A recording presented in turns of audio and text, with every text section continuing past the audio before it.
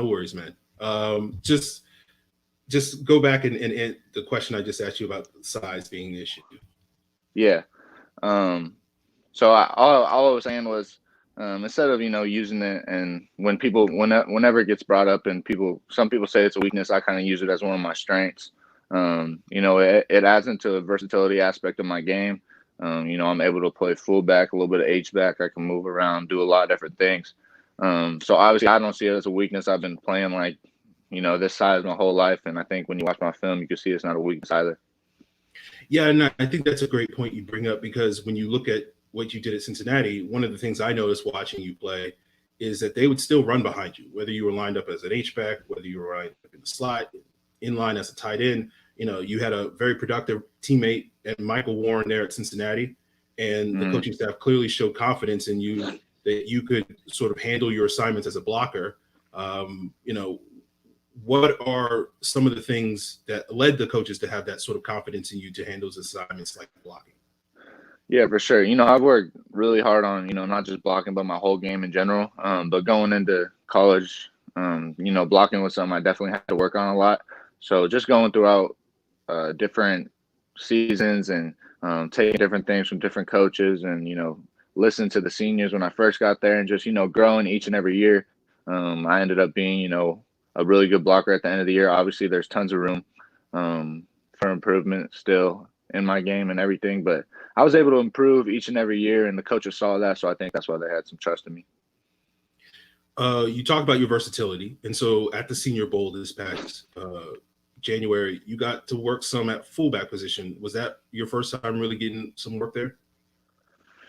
It was a traditional fullback. In our offense, you can kind of see where I move around a lot in the backfield, and I insert it up on linebackers and things like that. So I'm not really unfamiliar with doing that kind of stuff.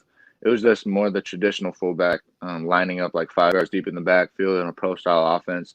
That was the only thing that took some getting used to. But besides that, I was pretty comfortable with it. Is that a role that you're willing to play at the next level? Yeah, 100%. I'll do whatever teams need me to do.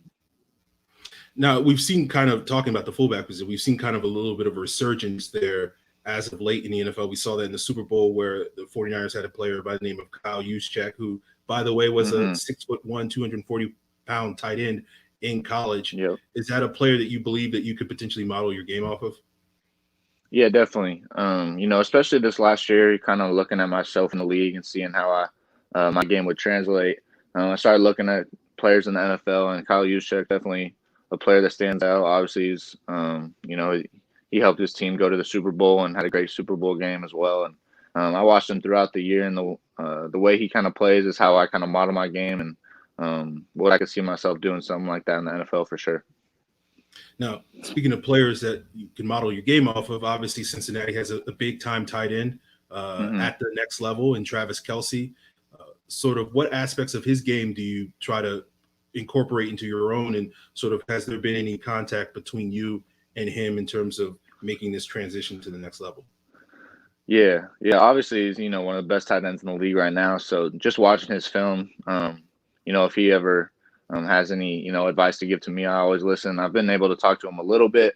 I talked to him a little bit last year when he came to one of our games, and then we DM back and forth every now and then. But he's a great guy, and obviously had a great season. So anything he's willing to lend me in a form of advice or anything, I'm open to that for sure.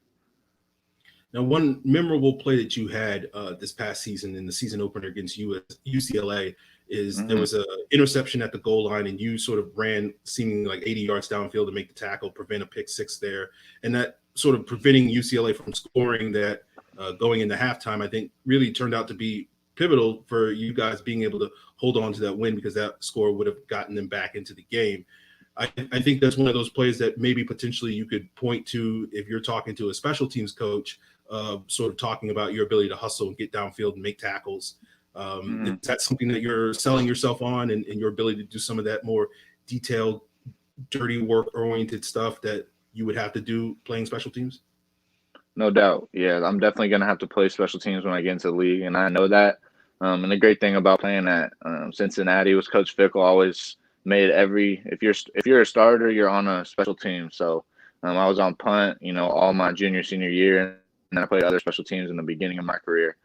So I've had a lot of experience with that, and then making a couple tackles, making a tackle like you were talking about against UCLA and others throughout the year. It definitely helps me when I'm in those meetings with coaches and talking about special teams and things like that, because I know I'm going to have to do it. And I'm open to doing anything, as I said, the team needs me to do. Now, we've talked about your blocking ability. We talked about your special teams ability. Don't want to sleep on your ability as a pass catcher. Are you believing yourself as a tight end at the next level that can create mismatches in the passing game?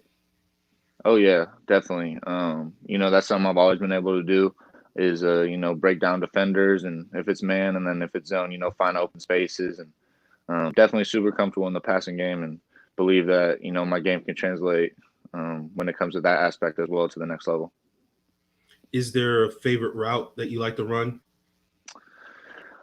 Yeah, you can see it a couple of times in the film we were watching, but it's called like a wide score route where I really have the option, take the post in the middle of the field, or take the corner depending on, the safeties, how many safeties are in the middle of the field. So that's my favorite route just because I got the freedom to do what I want to do depending on, how I read the defense. So um, I had some success this year in that, so that's definitely my favorite route.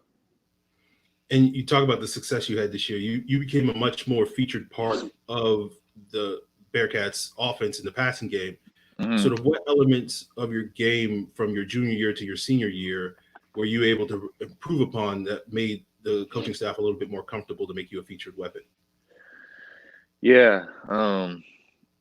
It, I would have to say the knowledge of the game, from like a reading defensive standpoint. My tight end coach, Coach Denbrock, we worked a lot on that, just noticing how to read different coverages, pre snap and post snap. What safeties, corners, linebackers are all doing. That's definitely somewhere where I took a big stride going into my senior year because I knew, obviously every area of my game needed improvement, but the knowledge aspect of the game is what I really try to focus on, and it definitely helped me, throughout the season. Now, this is Falcon Central Radio, so we do focus on the Atlanta Falcons quite a bit here, and my listeners and viewers would be upset if I didn't ask Hmm. you this question. Have you had any contact with the Atlanta Falcons during this pre-draft process? Yeah, I've talked to them a few times just from being at the Senior Bowl and the combine, and then I met with them I think a couple of days ago over FaceTime. So I've talked to them a few times. So, you talk about meeting with teams during FaceTime. Obviously, the country's Hmm. been pretty disrupted during this whole process with the coronavirus and whatnot. Sort of what are the things that you're doing uh, that maybe you would, normally you would be at your pro day. I think your pro day was scheduled to be this past week. If Yeah. things hadn't been disrupted, what are you doing to sort of, keep yourself busy?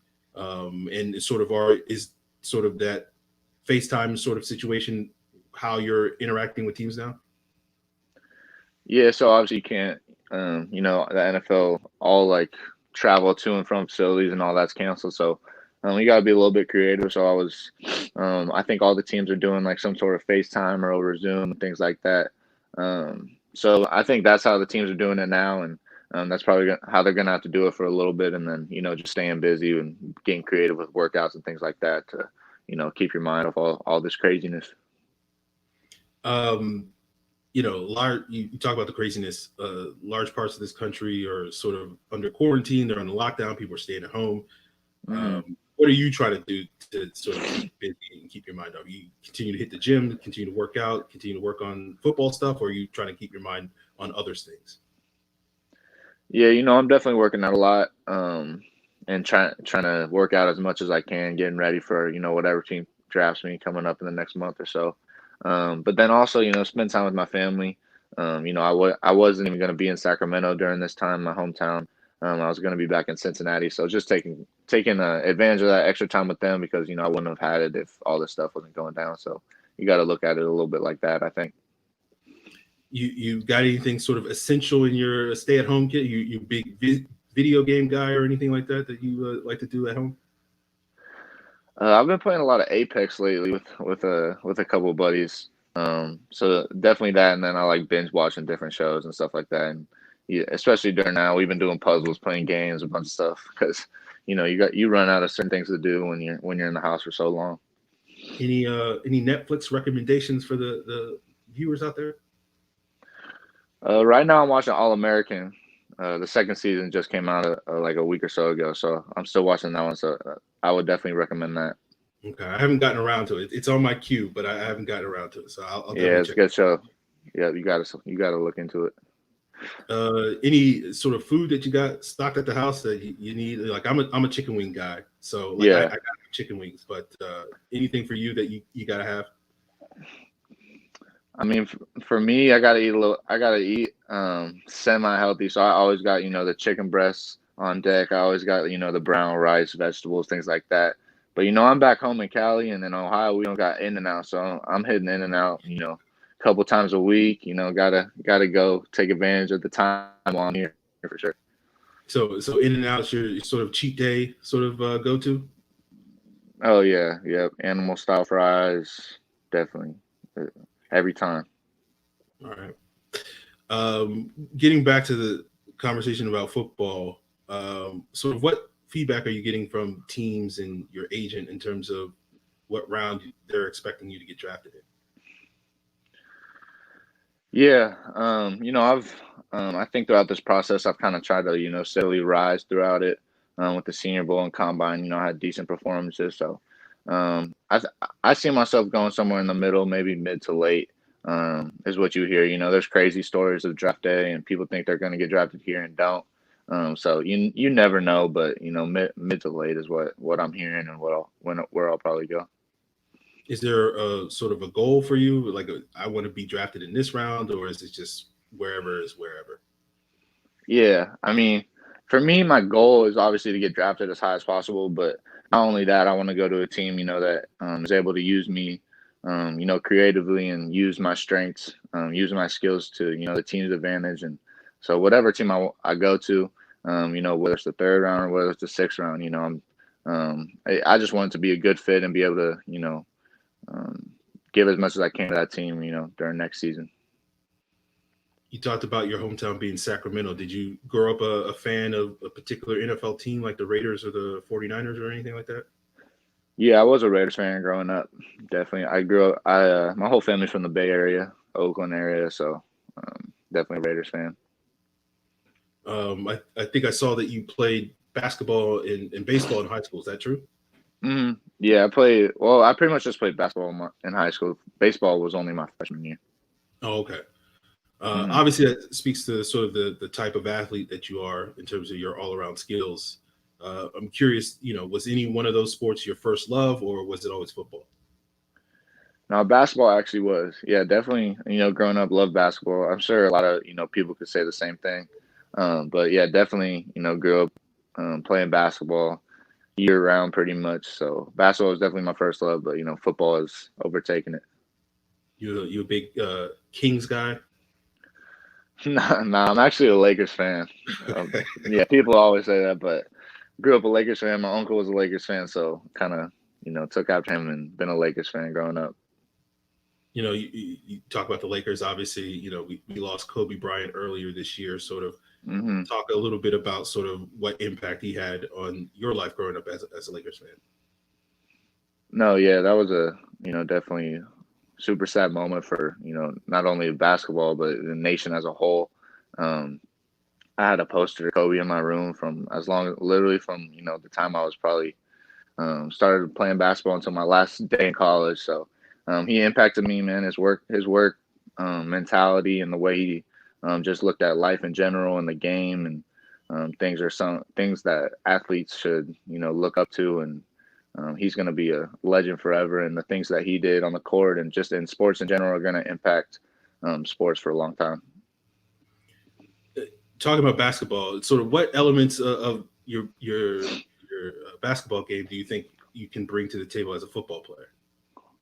Yeah, definitely just being able to play two sports helps you no matter what. I think it definitely keeps you in shape in the off season. So that's one thing that helped me during high school at least. But I think just playing, the defensive aspect of the game definitely comes into fruition in football when it comes to keeping a wide base and your side to side movements and quickness and things like that.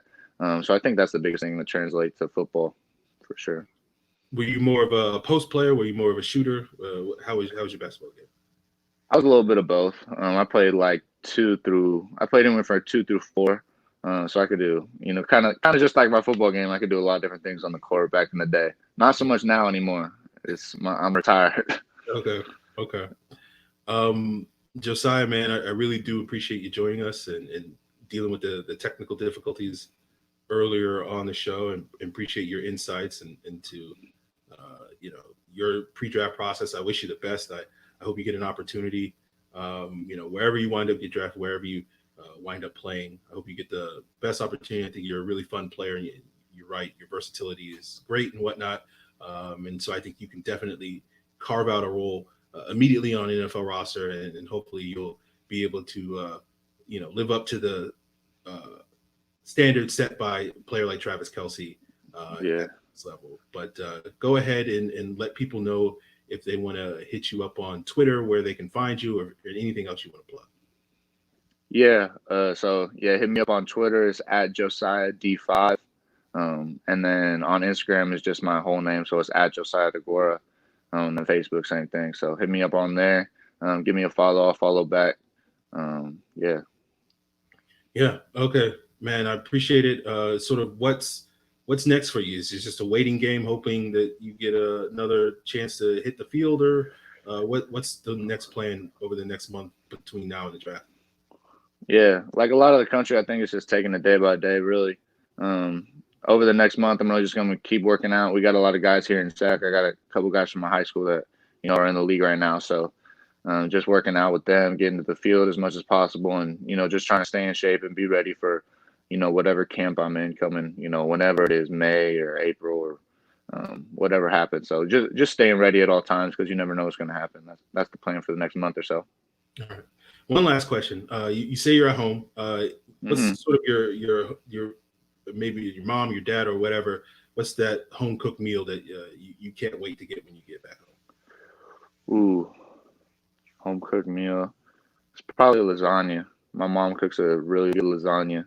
That she just made it. Actually, we're having it tonight, so I'm getting ready for it. But yeah, that's the go-to there. Okay. Well, Josiah, again, really do appreciate you joining us today, and again, hope the best for you moving forward. Yeah, no, I appreciate you, man. Appreciate you guys. You have a good one, my friend. Yeah, me too. So, guys, unlike yesterday, I'll get the chance to plug sort of what's the plan for this show in the coming weeks. In addition to Falcon Central Radio, which will be airing tonight, we'll have two great guests.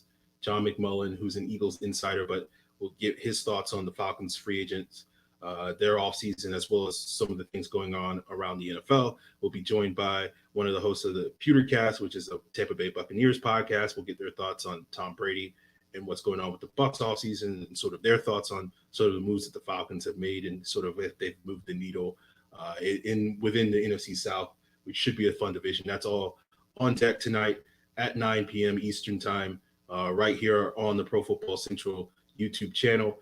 But we're going to be adding a new show with Pro Football Central, hosted by producer Brian, who you saw or heard jump in when we were dealing with those technical difficulties. He's going to have some great guests coming up.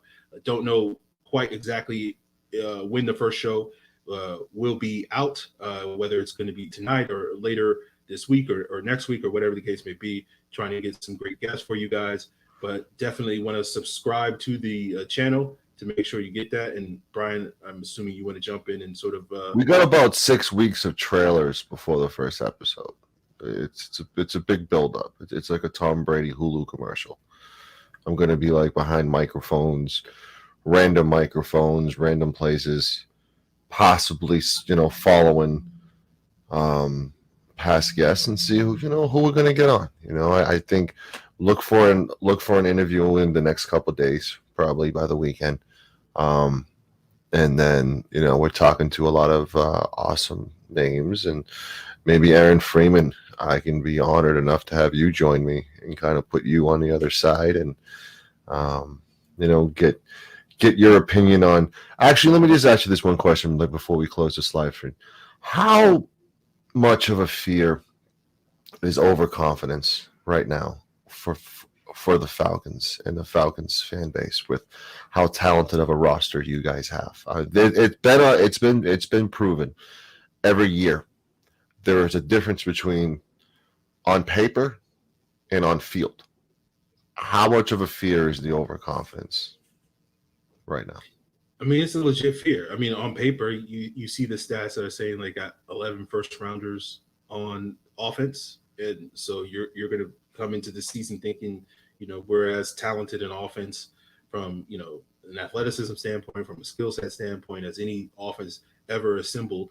But we had 5 first rounders on the offensive line last year, and it didn't really pay off in a major way. So it's one of those things where I think you have to find that balance of being very confident, being very optimistic that we have the tools in place to be successful, but at the same time, that doesn't guarantee success, and you got to put in the type of work, work that players like Josiah are out there doing to actually translate that talent onto the field and have actual on-field success that can win you football games. Thank you for your time. Well, guys, there you guys have it. And in addition to new shows being added to the channel here, the hope is hopefully this weekend I'll have the time to maybe throw up a film breakdown of some of the new additions that the Falcons have made, like Hayden Hurst, like Dante Fowler, like Todd Gurley, to talk about sort of whether or not we should be confident in what their abilities they're going to bring to the table this upcoming season. So definitely want to stay tuned to that. So, of course, subscribe to the channel here on YouTube. Check us out on Facebook at Falcons Central Radio there. Check us out on Twitter at Falcons PFC. Of course, I'm at FalcFans. Brian is at PF Central, ProFootballCentral.com. So, subscribe to us, like us, do all the things that you need to do. Retweet us, all that sort of things to get that great content coming up, and we'll be there. Shout out to UV from the UK. Don't go blowing up any Parliament buildings or anything like that, but definitely appreciate the listen here. But yeah, guys, there you guys have it. We'll be back later tonight, so set your calendars, set your alarms. We'll be back tonight, 9 p.m. For Falcon Central Radio with some great guests and talk more Falcon stuff.